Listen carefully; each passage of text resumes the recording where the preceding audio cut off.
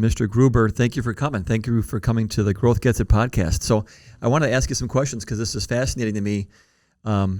First off, the name of your company's fun to say. It's Uptime, right? And there's a lot of reasons for It's Uptime. I think you can explain. But the other thing is you are one of the owners of It's Uptime. That is correct. Yes. And it's a company that is, from what I've seen, I'll say growing by leaps and bounds, right? I mean, exponential growth.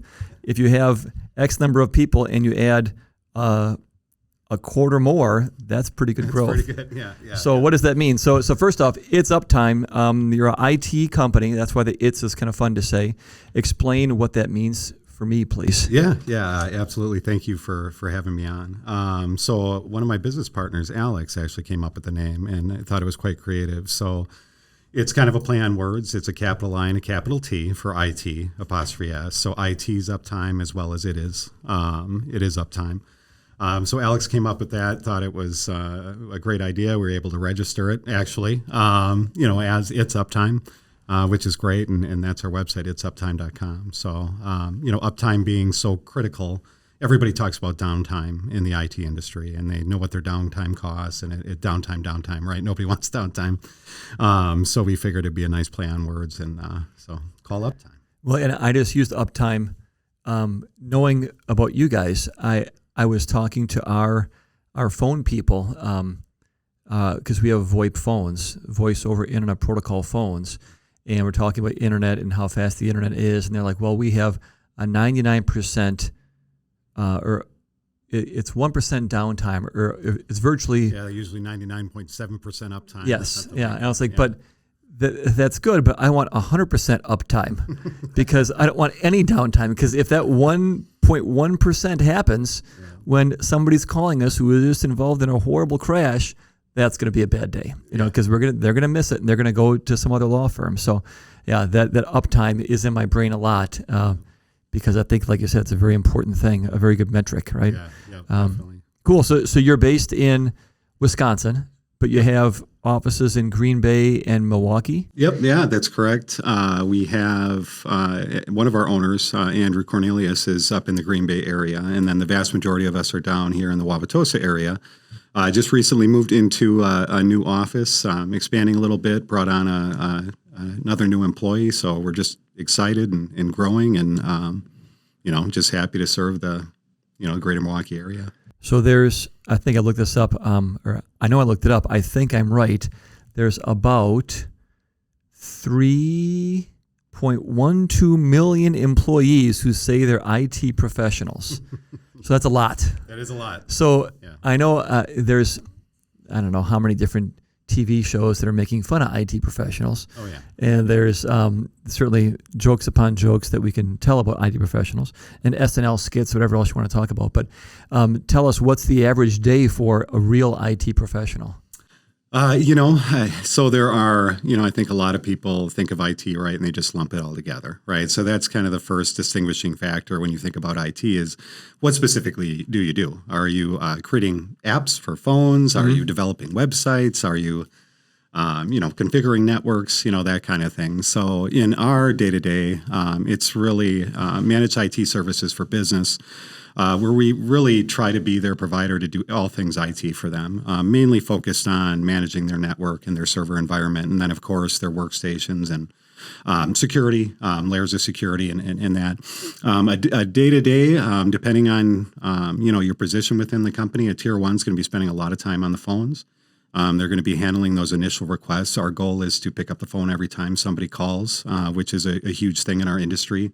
Nobody likes getting into that voicemail or feeling like they're sending an email into a black hole. So we try to be incredibly responsive. Our goal right now is 15-minute response time. So in the life of a Tier 1, it's a lot of dealing with, kind of remedial issues and things that come up, occasionally things that are a little bit more advanced, in which case, we have them spend a little bit of time on it, generally 15 to 30 minutes. And if they can't figure it out, then we escalate that up. Tier 2, Tier 3, now you're kind of digging into more complex issues that are impacting multiple people across the business, issues that are affecting major components of the business, such as email or their phone's not working. We know how important it is, as you mentioned, to a business to make sure they're not missing those, emails and those phone calls. So tier 1, tier 2, tier 3, that's specific to your world. I mean, that's what IT professionals talk about tier 1, tier 2, tier 3. Tier 1 being the easiest, and tier 3 being like the most complex or most problematic. Much more advanced, technically, just generally more experience. And then, you really get into things. You have specialists like senior systems engineers. You have project managers, project coordinators, project engineers. So when you really get into things like, okay, we're moving a data center, or we're going to set up a new environment from scratch, that's where you get into those more evolved type of positions within the IT world. So you're working mostly with small businesses, I assume, or small to medium-sized businesses? Yeah, small for the most part. Anything that we're fully managing is generally small. And when I say small, that means a lot of different things to a lot of different people. I would say, generally speaking, under 50 workstations is kind of how we kind of gauge it. When you get into that, kind of more than 50 workstation environment, a lot of times it makes a lot of sense in what I've seen, where they do have somebody internal kind of handling more of the day-to-day, and then partnering with us in what you call a co-managed or blend environment, where we're now kind of coming in and augmenting that staff.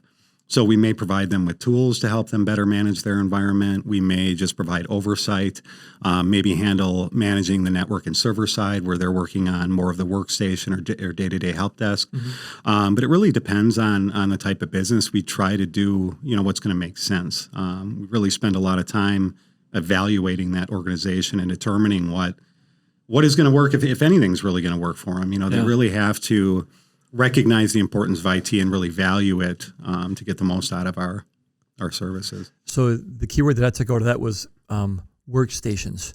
Yeah. Because you're saying 50 or fewer workstations. But so we're a personal injury law firm. We have about 30 human staff approximately. Uh-huh. But that's not workstations, right? Because we have a conference room that has a computer and a TV. So that would be a workstation. Because that's a computer that people log into when they go on Zoom or on Teams. Yep. So that would be one. Is your server, our phones and computers? Is that one workstation, or is that each an individual Ethernet connection to the internet? Are those separate workstations? Yeah, no. So I guess in our world, or how we refer to it, a workstation would generally be something that you're going to work on a day-to-day basis, either your main desktop computer or your laptop. Okay. Are really primary when we talk about workstations. They're typically Windows machines that are going to need some type of ongoing maintenance. So whether it's Windows updates, which are very important, those critical patches, security updates, having an antivirus that we know is up to date and running consistently, the ongoing management of them, because you don't want to leave that. Everybody's been there where Windows updates is spinning for half hour, and you're like, I really need to get this email out or something. So we like to keep those up to date and managed. So when we look at from a managed IT perspective, that's sort of how we base things, is based on workstations. The other things like the phones and that, we will help support those. Generally speaking, a lot of people are on VoIP these days. They, generally have a go-to or an 8x8 or a, different kind of system where you can actually reach out to them for support. But for the most part, a lot of the configurations and setup of those are very straightforward. We actually focus on go-to phones and know those very well, and the deployments are actually very straightforward. Okay. So if we are Mac-based, we don't need you? I shouldn't say that. We do have larger, a number of clients, right, where typically their marketing departments are going to have a few Macs in them. Yeah. We absolutely do support those. Our agent can go out on the Macs. They just operate a little bit differently.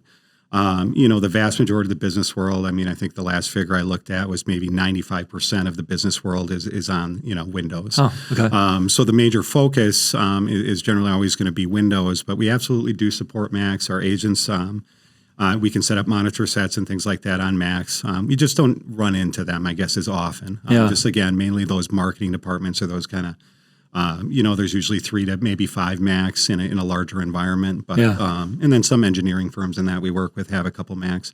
But the vast majority are going to be Windows. So that's interesting, because I know that I met with another law firm owner probably last year. I don't recall. It was in Atlanta. I remember that, but I don't recall if it was like November, December, or whenever. But this person is out west, and they only have Macs, iPads, and iPhones.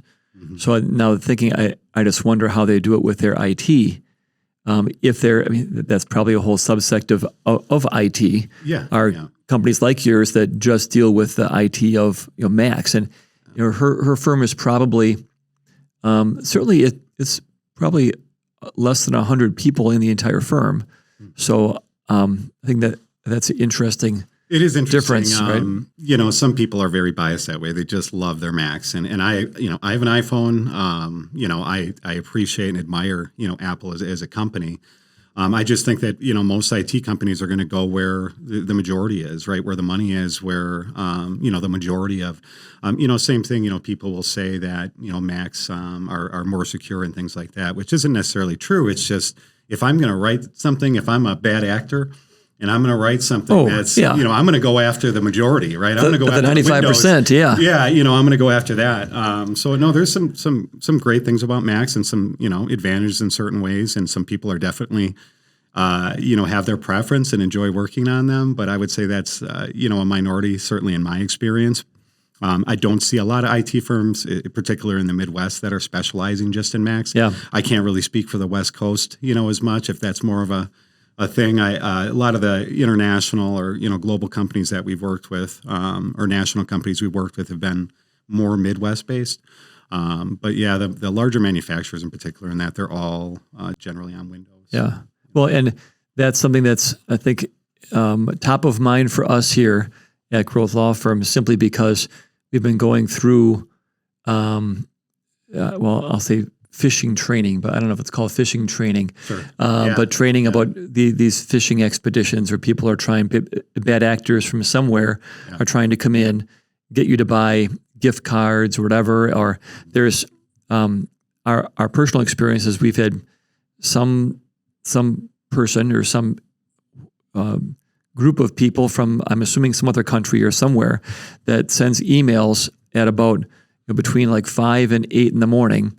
That it looks like it's from Jon Groth, but it's from like esquirej@gmail.com. Right. But it says my name, and it says, "Hey, do you have a couple seconds? I need you to do something for me before you get to the office." Sure. Yeah. And being that people have laptop and email on their phones and all that, you don't. I think you check your phone before you get in the car. You see it. You don't look that carefully because you're in a rush to get to the office or whatever. Yeah. And some people here have seen that and said, "Oh, John needs me to do something." They'll respond quick without actually looking at the email and seeing that it's not from my email. It's from, some spoofed account. Exactly. Yeah. So we've been going through a lot of phishing kind of stuff these past, 6 or 7 months, with training ever so often. So that's what you do also is like the IT, like the firewalling and the training and that kind of stuff. Yeah. Our approach has always been defense in depth. Okay, so a lot of people think, okay, I've got an antivirus, so I'm safe, right? Mm-hmm. The definitions on antivirus, for example, are updated all the time, right? So if your AV isn't current, you could have missed some very, there's also 0-day vulnerabilities, which the antivirus doesn't even know they exist yet. Yeah. Through heuristics and some other, stuff beyond my knowledge and understanding, they're able to detect certain, the way they come across, certain different file types and things where they can kind of flag them. So, it's getting more evolved every day, but so are the criminals, right? We do use a additional filter. So a lot of people these days are on O365 now, called M365, which has their built-in filtering. We use a secondary filter for our clients that gives them a little bit additional support, that does a little bit better job, or kind of a second screening. As part of that too, we do what they call security awareness training, which is exactly essentially what you're talking about. But you bring up a huge thing. That's I don't know what the percentage is, but a significant number of, attacks that we see are email-based, just like that. We've seen companies where they're actually able to get into an email address. They will look at how is somebody typically corresponding? How does John typically write? John typically, doesn't worry about grammar or whatever, just kind of writes out a couple sentences and says, "Thanks, John," right? Yeah. So they try to mimic that and do what you just said. They create an email via Yahoo or Gmail or you name it that comes across as Jon Groth. And they always create that sense of urgency too, right? Because they don't want them thinking too much about it or looking too much into it.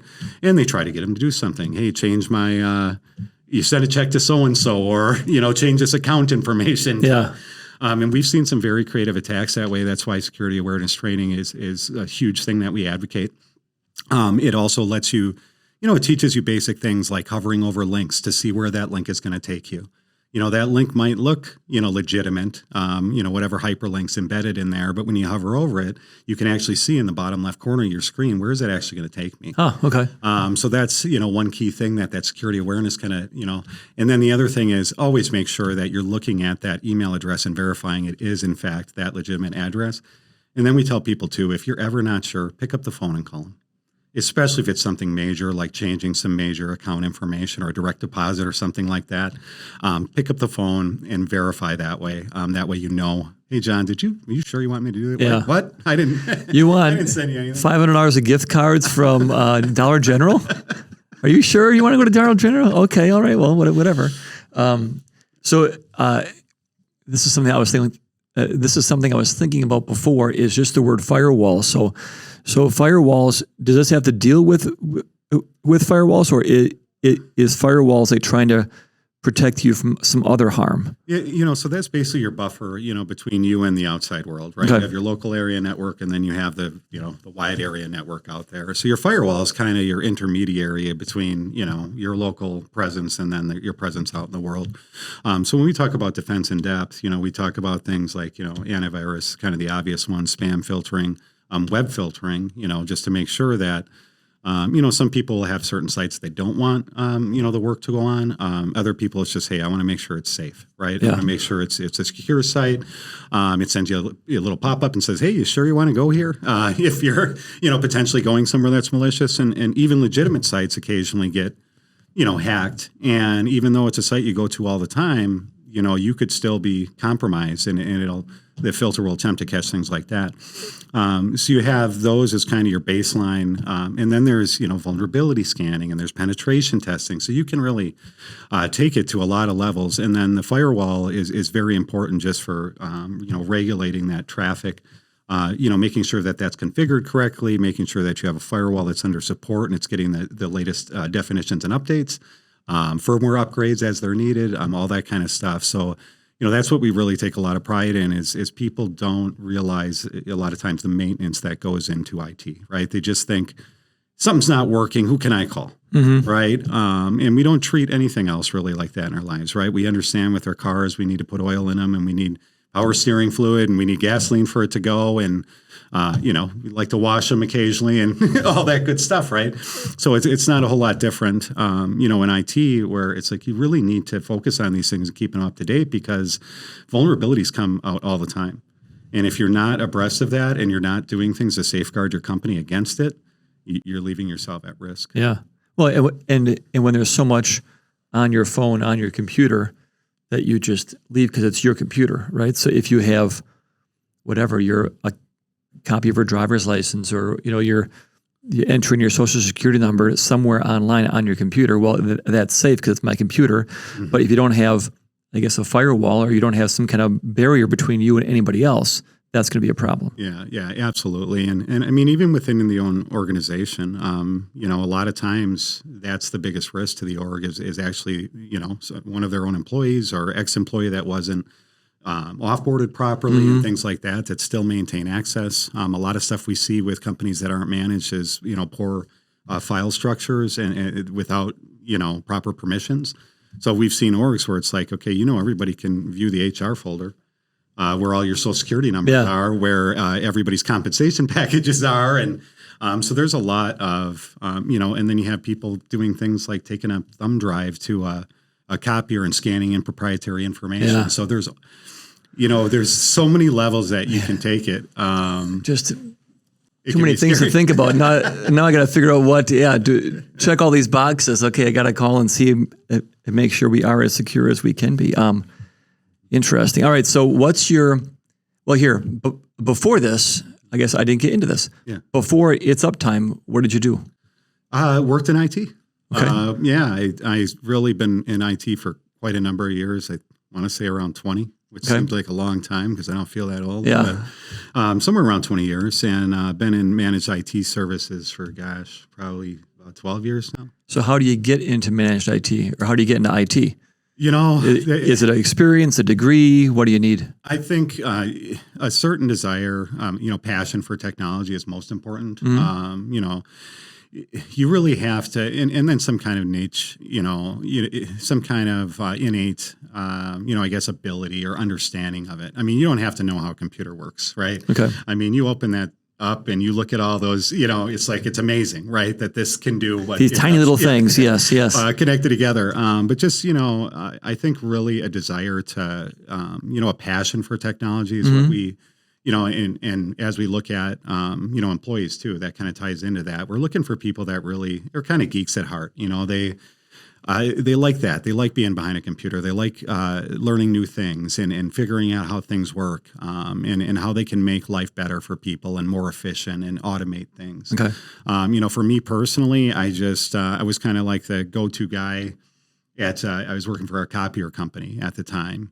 And, all the people would go to me for the demos of the devices and, audio-visual displays and things we would sell. And I'm like, okay, I guess I have a knack for it. I'm interested in it. I'm interested in learning about it. So that's kind of how I just saw it as more of a better future, a better industry to get into.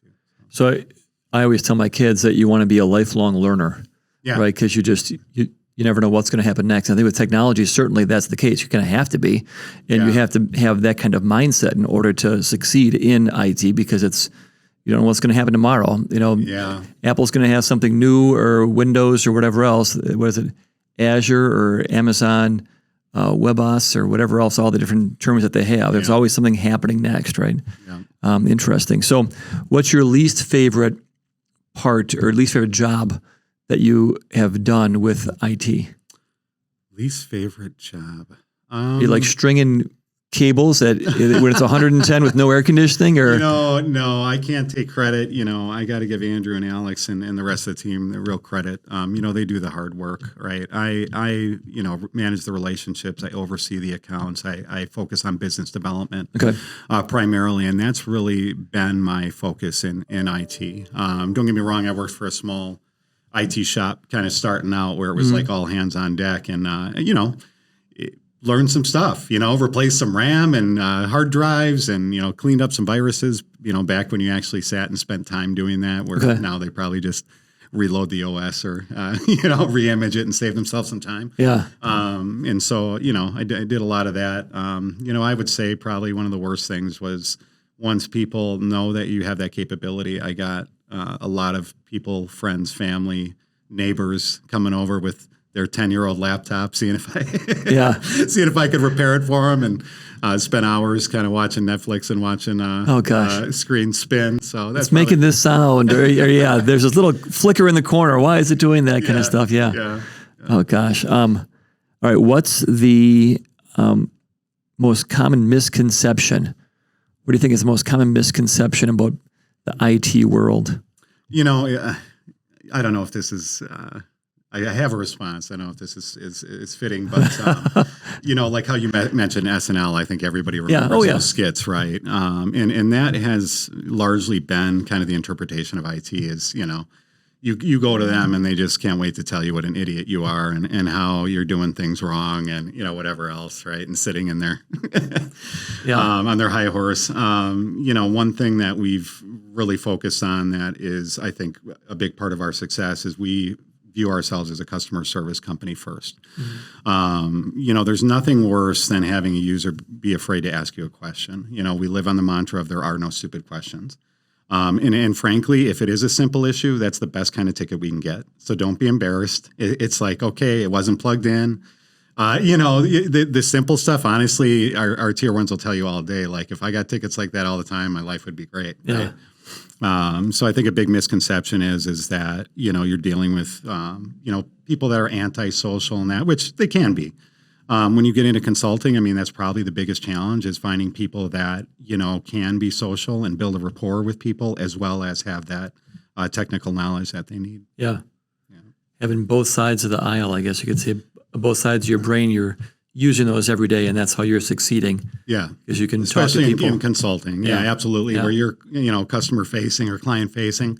Don't get me wrong. There's some guys they lock up in the, back room that are really great at, at certain things with tech. And if they're designing something or creating something in the background, no problem. But, if you're going to be on site with a customer, we really want people that are just going to develop those relationships and be more personable. Like Office Space, where you can't talk to the engineers or something. That's why I'm here. So that's why he's there. Yeah, that's why he's got. That's why they need it. Yeah, that's why you need him. What's your secret for being an entrepreneur? Is there something that you said, okay, this is going to help me get through the day, get through this new business that we've built? Is it is there a book you read, a podcast you listen to? Is there anything you kind of go to for help? Is it a mentor? Things like that. I think we really had the benefit. So, Andrew had a focus. We were all basically in a management role at our old organization. So we all brought a number of years of experience to the table. So we were largely doing a lot, to manage and run this previous organization. We had Andrew focusing on operations, Alex, the head of all the technical department and the most advanced on a technical level. And then you had me focusing on, my role was VCIO, Virtual Chief Information Officer, which is a fancy way of saying I oversaw, the clients, strategy planning, that kind of thing. So we really each had our own kind of focus and component, and we're largely doing this at a previous org. So, to answer your question, I think that we had the benefit, obviously, of the experience of having done this for a long time. Not that makes it simple to start your own business. There was a lot of consulting with, attorneys and things to make sure that, we were doing things, by the book, that we had the proper documentation in place, that our contracts or agreements, as we like to call them, looked right. And, and then certainly, we're in a fortunate age where, you have all this information at your fingertips, right? So a lot of Googling, a lot of, hey, how can we do this better? How do we look into that? How do we, a lot of research in that way, and then just really focusing on what our specific areas were going to be. Yeah. I think that's a really important thing when you're kind of jumping in is, okay, what are you doing? What am I doing? What's he doing? And then let's try not to overlap too much. Let's consult each other on different, ideas, or if it's going to impact the org, but largely let's trust each other to, handle our specific areas. So you specialize and make sure you're the best at what you need to do, and communicate with others in the office as to make sure, just to ensure that everybody's doing what they should be doing, so you can have the common goal at heart. And communication, and documentation is so huge in our world to get into that. And, that's where a lot of organizations fail as well, that we go into, where it's like, hey, you've got all this equipment and everything, but nobody knows how to access any of it. Yeah. They don't know how to get into the firewall or the switch or the server, because they aren't really maintaining and managing a proper, documentation environment. And then especially in our, the position we're in, we want to resolve people's issues as quickly as we possibly can, right?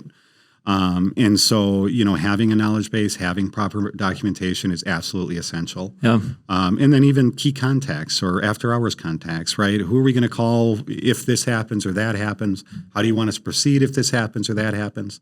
So we do a ton of, refining this all the time, right? An issue will come up and we'll say, okay, we didn't handle that the best. How can we do better the next time? And I think that desire for continuous improvement is really important. So where do you go to for more knowledge in your industry? Is it, do you read books? Do you go some papers, magazines, podcasts, YouTube, I guess? Oh, yeah. I'm a huge short article, type, where, there's nothing more current, right, than what's out on the web. Yeah. I'm not big on a lot of printed material. Don't get me wrong. If something, catches my eye, I'll pick it up. For the most part, most of just about everything online. I've been playing a little bit with ChatGPT recently. Oh, really? Okay. So, not to get into the whole AI world, but it is quite amazing. You can basically just tell it to do stuff, or, and it's very interesting, its perspective. It's really cool, too. It asks, explain this to me like I'm 5 years old. And then, okay, explain it to me in, general terms. Explain it to me like I'm an IT professional. Yeah. And it will actually modify it, kind of based on your request. So I find that a really neat learning tool. As well as just generally just looking for the right stuff out on the web, trying to get a few different opinions. I mean, that's, there's an running joke, right? Where'd you read that? The internet.